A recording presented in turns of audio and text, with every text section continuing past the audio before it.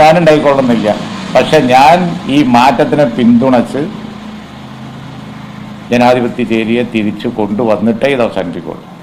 20-ൽ 19 സീറ്റും തോറ്റപ്പോൾ പിണറായി വിജയനെതിരായി കടക്ക് പുറത്ത് എന്നൊക്കെ പറഞ്ഞുകൊണ്ട് ഇവിടെ നടന്നിരുന്ന ഒരു അറ്റാക്ക് എത്രയായിരുന്നു? ഇപ്പോൾ രണ്ടാമതും ജയിച്ചപ്പോൾ പ്രശംസ എത്രയാണ്? ജയിക്കുമ്പോൾ പൂച്ചുണ്ട്, തോൽക്കുമ്പോൾ സന്ദർഭം മോലാക്കിക്കൊണ്ട് രംഗത്ത് വന്ന് കുളം കലക്കൽ, അതേപോലെ തന്നെ കല്ലെറിയൽ, അതൊക്കെ സാധാരണയാണ്. 2006 ഞാനിത് നല്ലതാണ്. അന്നാണ് ഞാൻ ഏറ്റവും ഊർജ്ജസ്വലതയോടുകൂടി പ്രവർത്തിച്ചത്.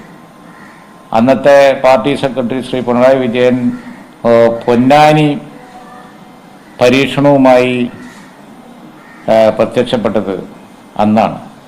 എല്ലാ മുസ്ലിം സംഘടനകളെയും ലീഗിനെതിരായി അണിനിരത്തിക്കൊണ്ട് ഒരു പരീക്ഷണം, അവരുടെ ഒരു യോജിച്ച സ്ഥാനാർത്ഥി,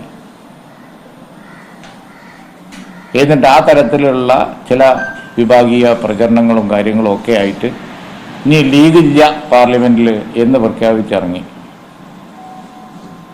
ഒരു പദവി എനിക്കതുണ്ടായിരുന്നില്ല. എന്നിട്ട് ആ 2006 ശേഷം അന്നത്തെ കല്ലേറ് എത്രയായിരുന്നു?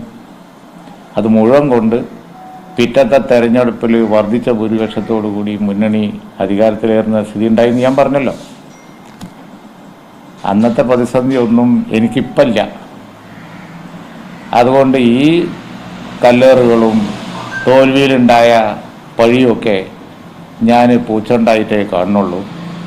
എന്നും ഞാനുണ്ടായിക്കൊള്ളുന്നില്ല. പക്ഷെ ഞാൻ ഈ മാറ്റത്തിനെ പിന്തുണച്ച്